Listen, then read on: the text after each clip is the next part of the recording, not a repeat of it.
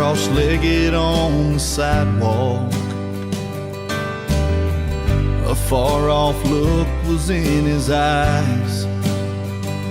In his hands, he held a piece of cardboard as everyone walked by.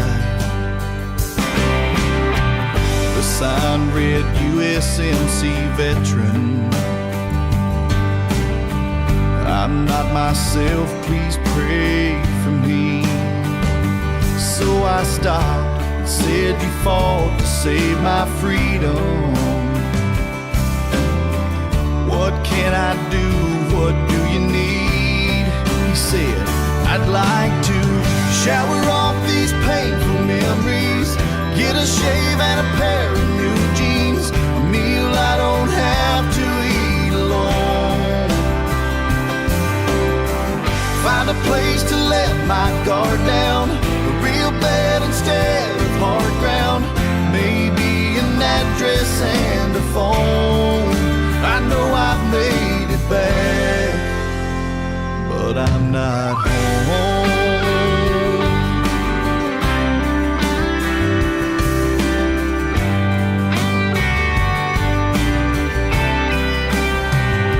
He said, I saw a mortar take my best friend.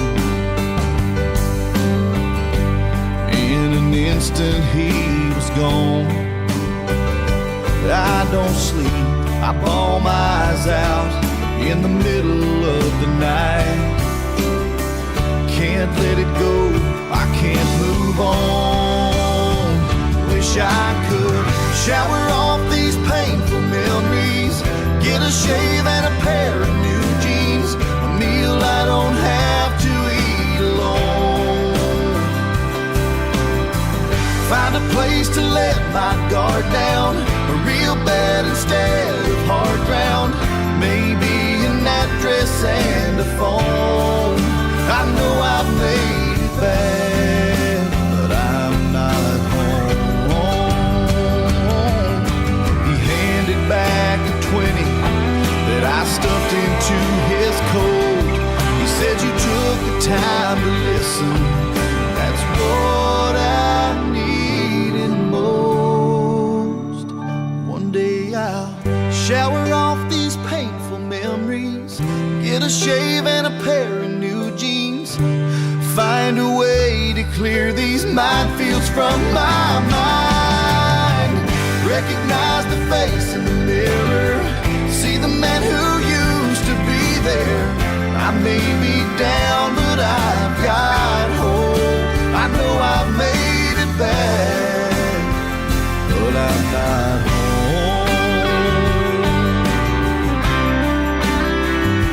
I'm not home. I'm not home.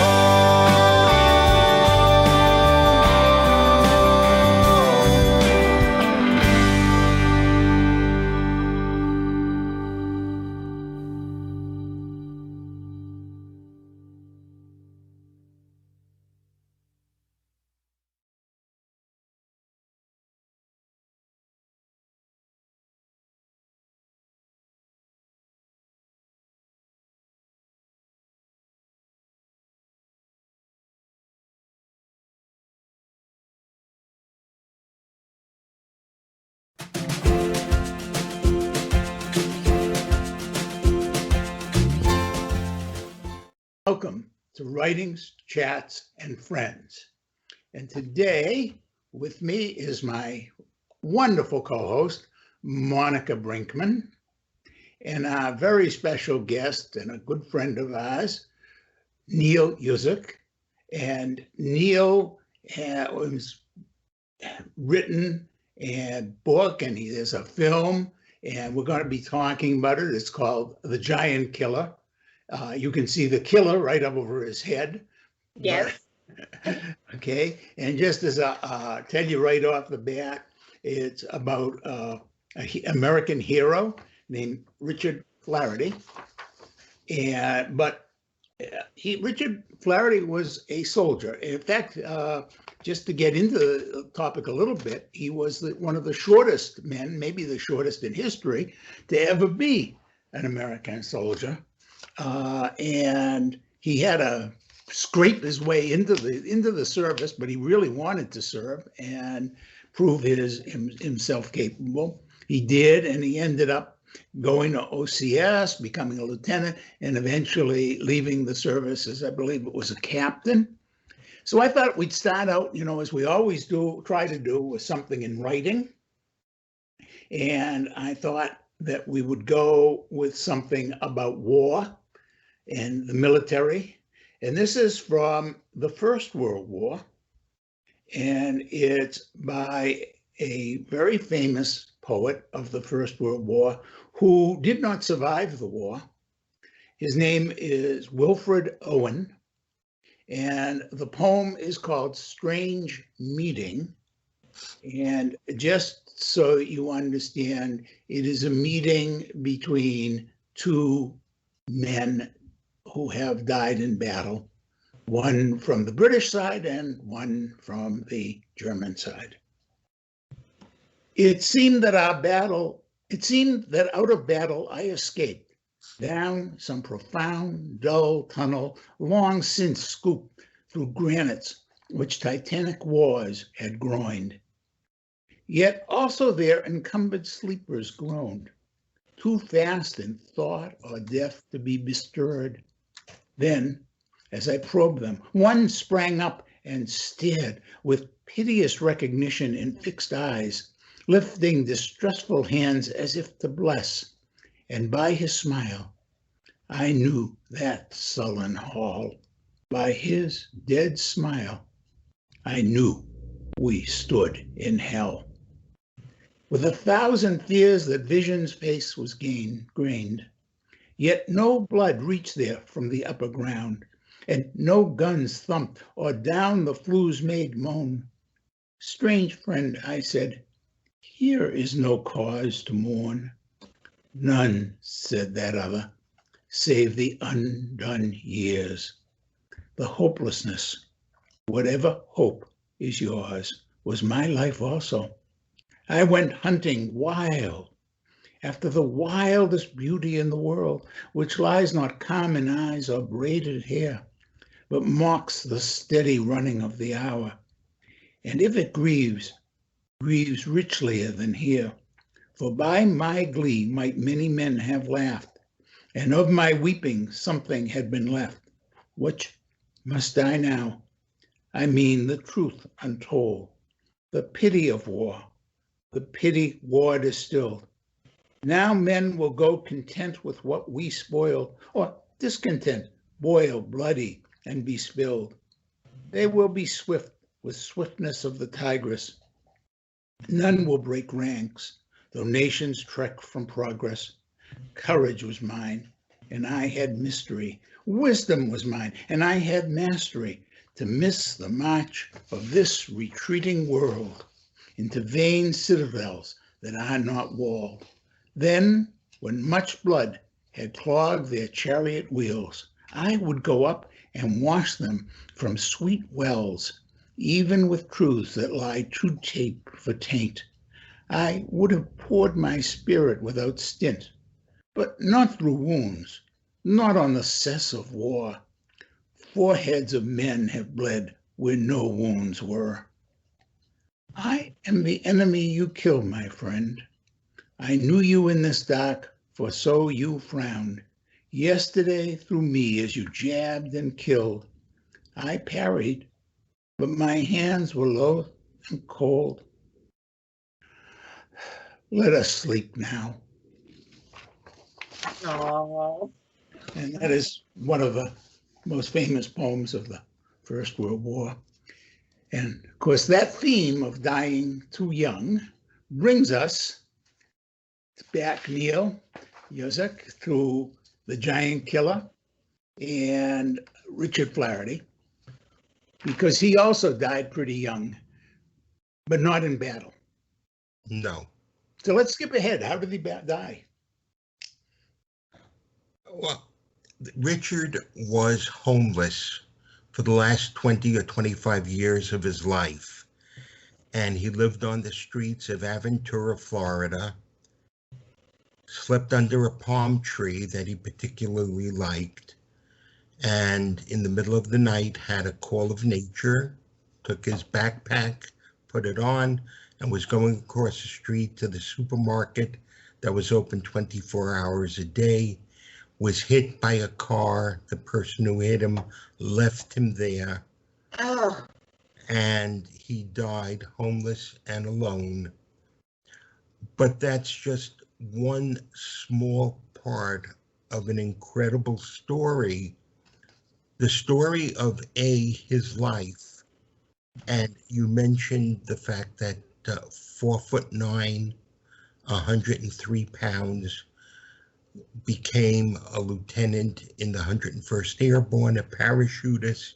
Well, I want to stop you, Neil, because I don't want to spoil the story for people. You don't want to tell them too much, but I want to go back here. You said he's homeless. Yes. Okay. Now, two things. First of all, he's choosing to be homeless. I mean, he is not without income. In fact, one of the things I know about him from your book and your film is that he had a rather large storage unit that he was paying for. Yes. And he was, in addition to his whatever military pension he was drawing, he was also actually often employed. He was employed overseas. That's the thing. The pension he was getting was $342 a month. Mm-hmm. Not a lot of money. no. The work he did overseas, where that money went, nobody knows. We've speculated that he might have had an offshore account. Mm-hmm. We don't know. But like many veterans who choose to be homeless, it's a choice. Yeah. And It was a choice. It's very sad that they do not get the help that they needed initially when they returned from battle, when they returned from war. Now, you got involved very interestingly. Well, not you personally, but somebody very close to you got involved. Maybe you tell the audience who got involved. The story starts with my son, David. David was a police officer in Aventura, Florida, just north of Miami, and he befriended Richard. And over a 15-year friendship that started with head nods to hellos to lunches, one day Richard, 15 years into the friendship, said, "I need to tell you who I really am." And that's not what a police officer wants to hear. No. What does he do? Especially when you've been close with someone. And Richard told him about the military. David called me. We did the research, and we verified that everything that Richard told us was true. Mm-hmm. Yeah, I've done some research on him too. And folks, you can go online and look for Richard Flaherty. And it's really quite an amazing amount of information and a lot of heroic stuff. I mean, let's see, he had, was it 2 silver stars? No, 1 silver star, 2 bronze stars with valor, 2 Purple Hearts, 2 Army Commendation medals with valor, and about a dozen more. Mm-hmm. So I have a question. Neil, did he ever say why he chose to be homeless rather than, get back into society? And I don't think that he said it specifically, but again, in speaking to a lot of veterans, which we did, we interviewed a lot of veterans, the post-traumatic stress is incredible. You don't understand it until you hear it from them, how in everyday life, there is stress for them. Some of them find relief in alcohol, drugs, homelessness. It's We've just even had someone on the show, Fred Rivera, who found that his relief in large part in writing. Yeah. Which, that was fortunate. Yeah. Excuse me. Yeah. Now, some people. What can we do for people like this? I mean, I know the government's not doing enough. The VA is not doing enough. Even towns and, cities aren't doing enough. Because, I cannot imagine how horrific experiences are being at war. And, I mean, it was like the poem that Ken just read.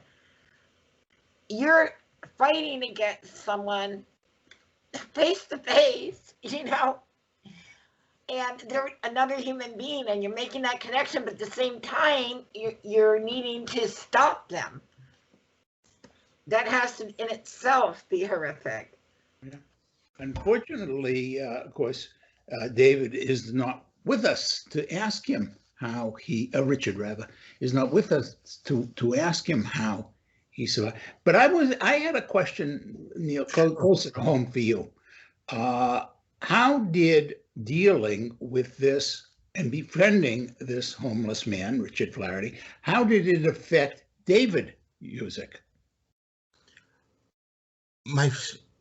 Not because he's my son, but David is a good man, and I'm proud of him.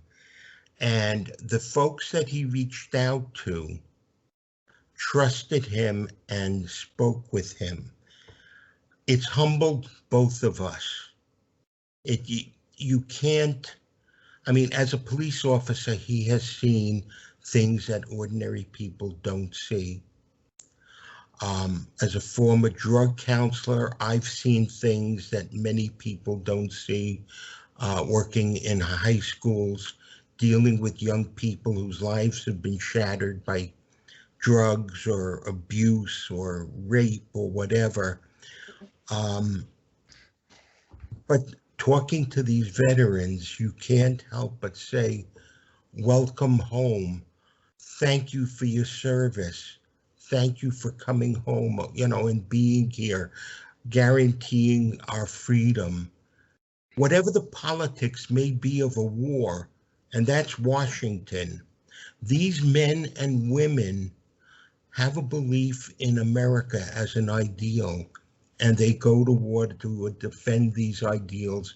They come back battered and broken, and they're tossed aside. And that is wrong. That is so wrong. How going forward? I mean, I don't know. I know David is no longer with that police department. No, but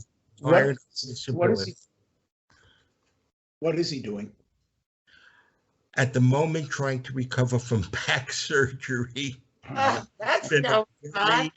He's had 2 back surgeries as a result of injuries he had on the force, and it's been a very, very long track.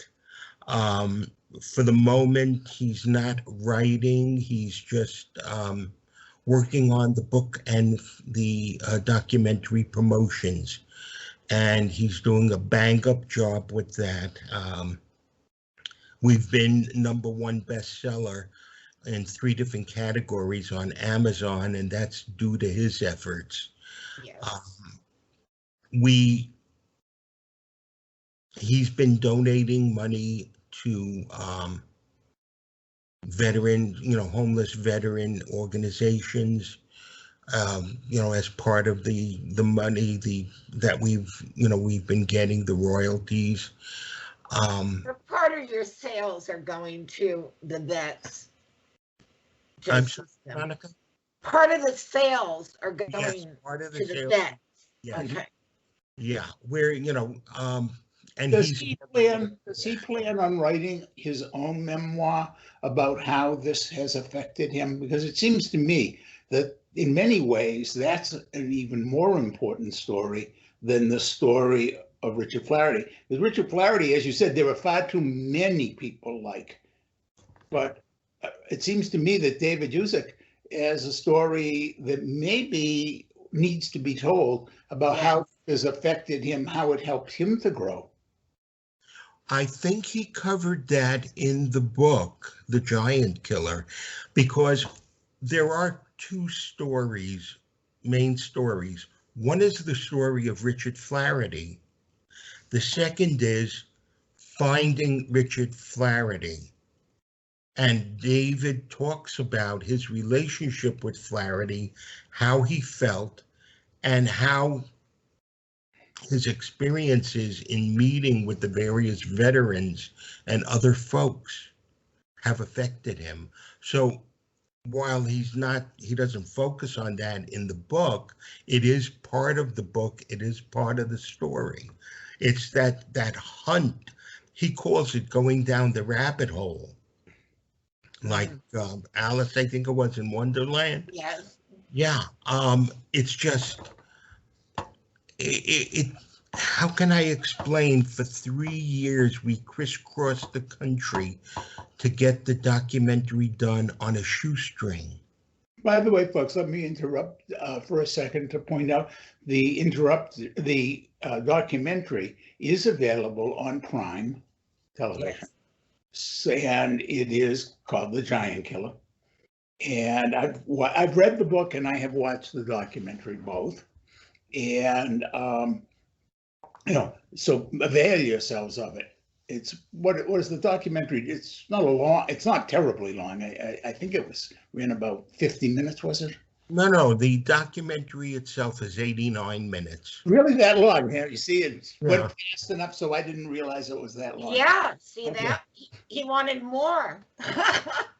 Yeah, well, after the documentary came out, people began to reach out to us and tell us more and more.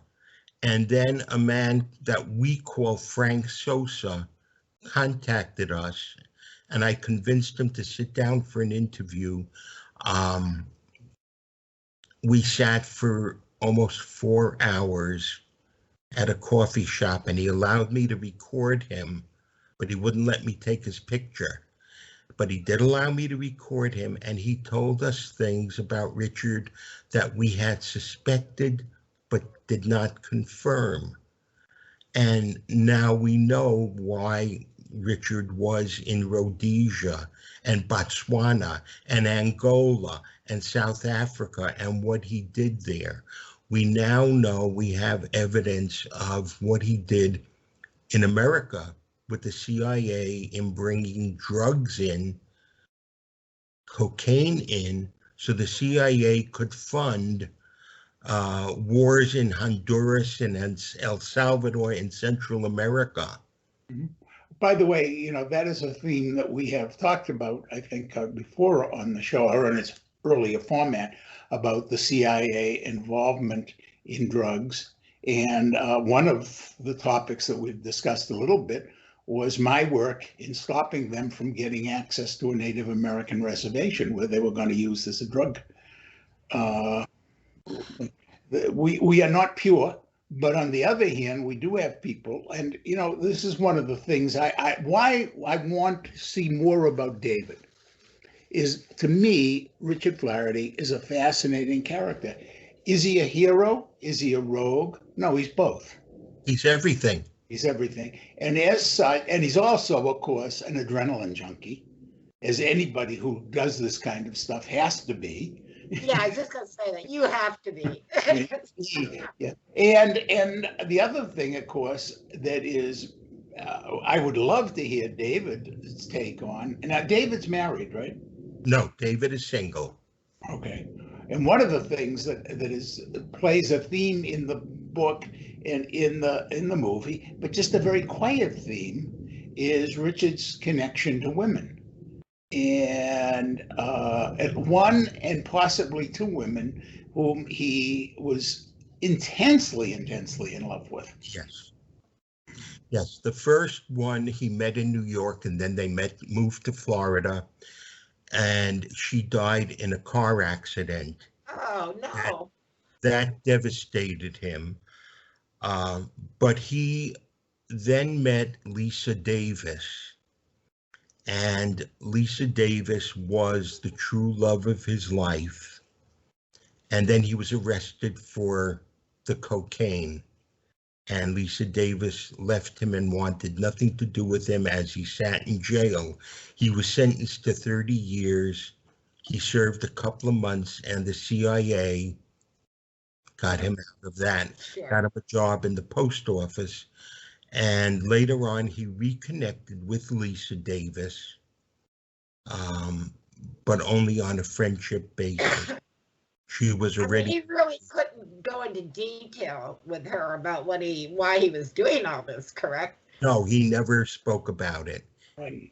Yeah, and when she found out, go ahead.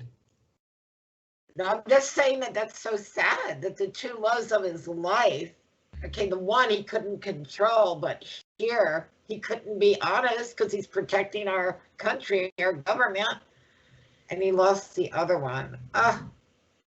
Well, and even in the reconciliation as friends, she was already ill with heart problems, and she died shortly after. Oh, no. Yes, she was buried in West Virginia. And I'll take a moment. Richard, because of his military service, was entitled to a full military burial at Arlington. He knew that, and he bought a plot opposite her in West Virginia in that little cemetery, and that's where he rests next to the woman he loved. How sweet.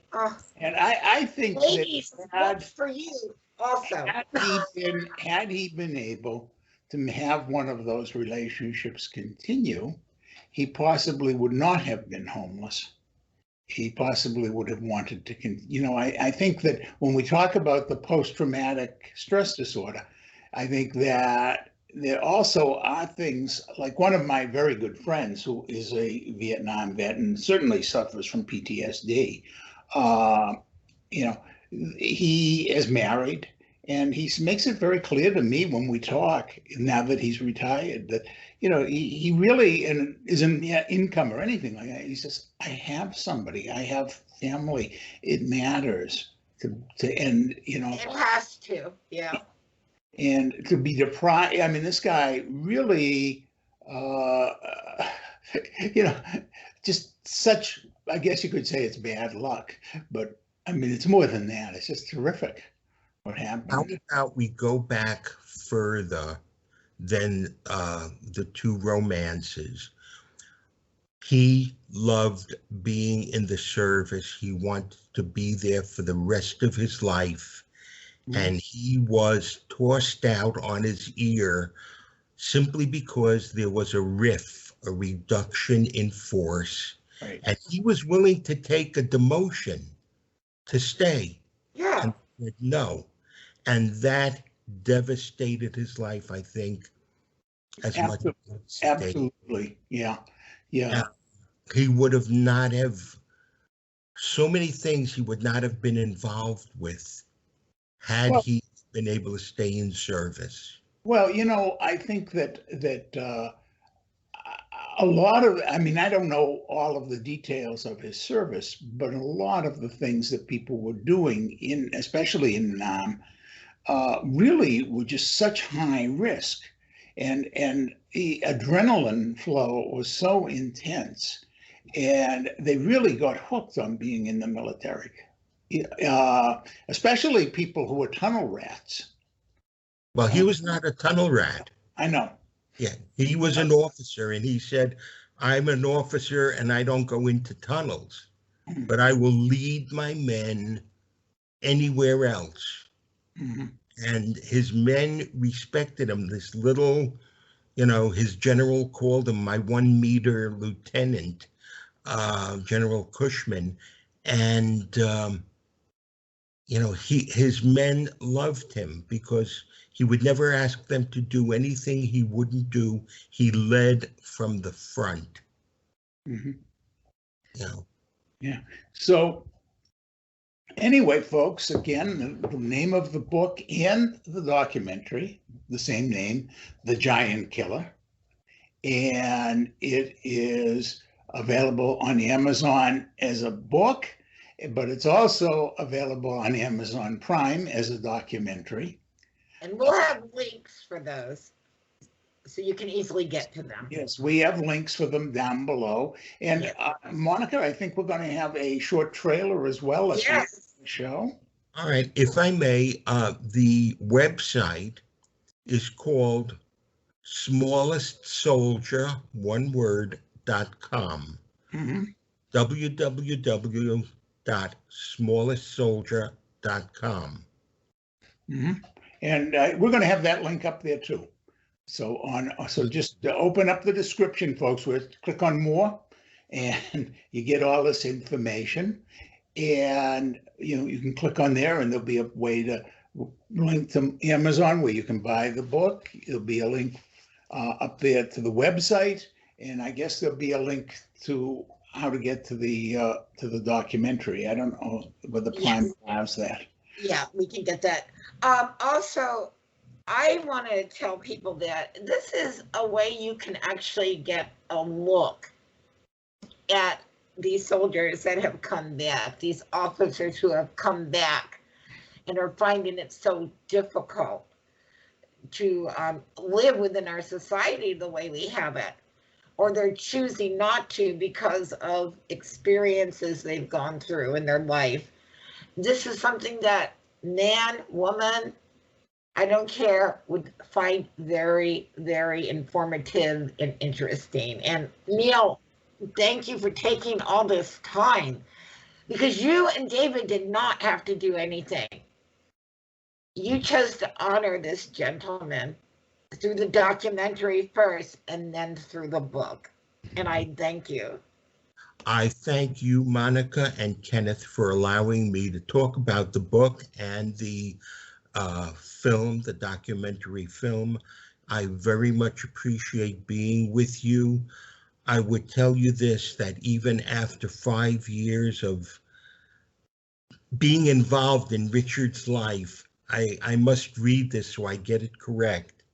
He is still the riddle wrapped in a mystery inside an enigma. Now, if that doesn't draw your interest, nothing will. Neil, please extend to David, Monica, and my hope that he continues his recovery. Thanks. And tell him I'm looking forward. I'm hoping that he will write a memoir. I would read his book. I would buy it if he. I'm very curious what he's learned and exploring his growth, because I think this entire contact with Richard Flaherty must have been just an incredible journey for him. And have gotten some of it from the book and from the film. I also think it would be good because people would actually have an insight into what officers go through. Yes. I think that in the book there is a part that talks about where Richard applies finally to the Veterans Administration for help. And he talks about things that happened that he saw in battle.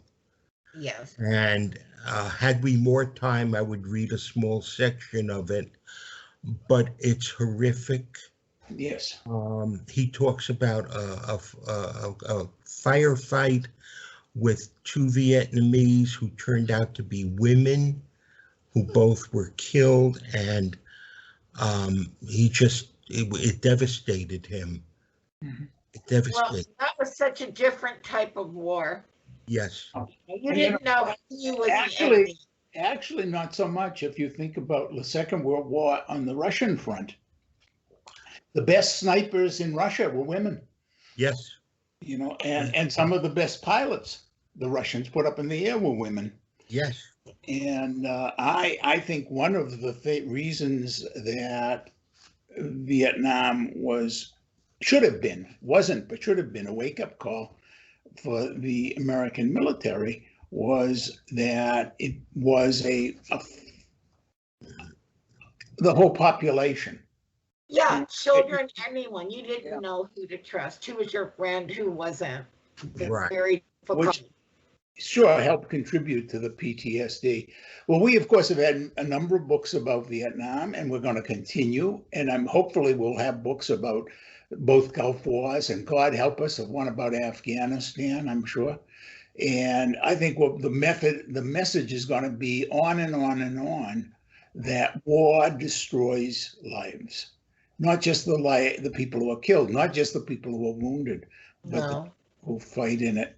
Anyway, Neil, thank you again for joining us. And folks, please remember to follow Writings, Chats, and Friends on YouTube so you keep getting notifications of this.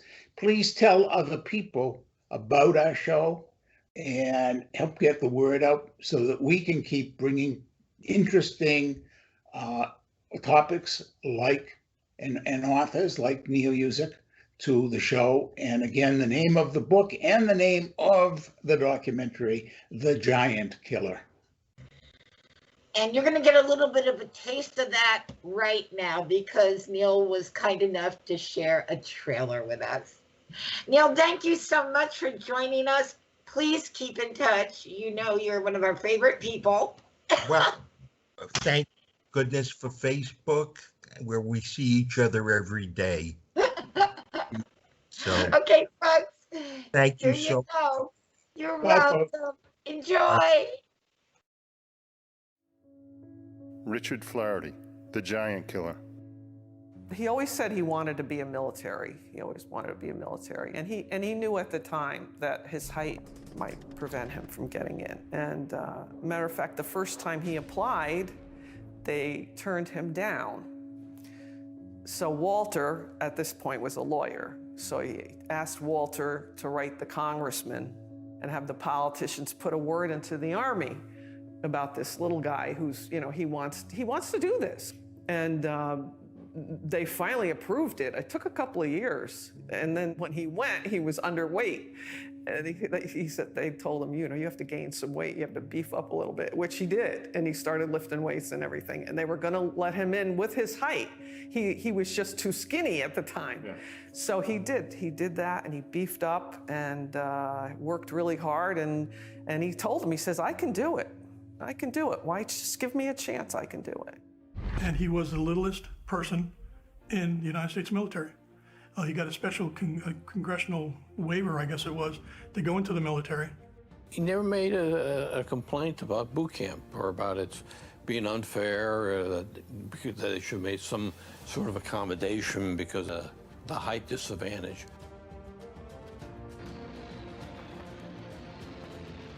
He would jump out of the plane first.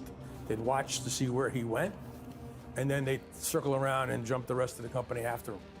You're going to exit an aircraft in a Special Forces training operation. You're going to be carrying generators, you're going to be carrying weapons, you got your parachute system. So you'd be jumping anywhere from 80 to 100 pounds easily, So that's a lot of stuff to carry. When you're only 4'9", it's that much harder to carry that. In fact, his rucksack, which you strap down below your reserve parachute, it had to be close to hanging on the ground. For him to get out of the aircraft with his rucksack down here on his shins, that's pretty tough to move. The rest of us, it was maybe at our knees, but he would have had it down close to his feet. So it's physically harder for him to do that. I would have never even questioned his ability to do it because just from the standpoint of who he was, he's just tough, so he could do it. He did it, and that's hard training. It's hard stuff to get through. There's a lot of guys to this day that put in for SF training and never make it. A lot of guys put in for, 101st Airborne stuff, and they never make it. But you saw those pictures that you had of him with all his military stuff on, running with a rifle. And the caption was, I think, smallest man in the military.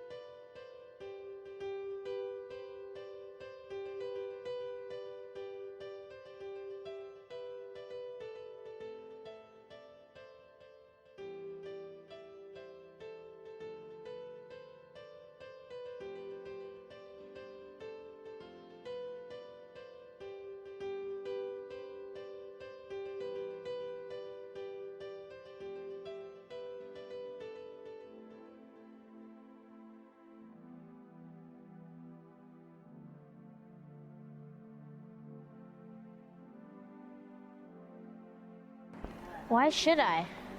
America's our home, and we're all one united family. Isn't he part of our family? Part of us? He's not homeless. America is his home. He's just helpless, and he needs our help. In New York State alone, there's 20 million people. 77,000 of them are homeless. If half of us give a little bit of humanity towards them, you will be helping get rid of homelessness all over this country, because we want the people in this country to be strong, because we are the strongest country in the world.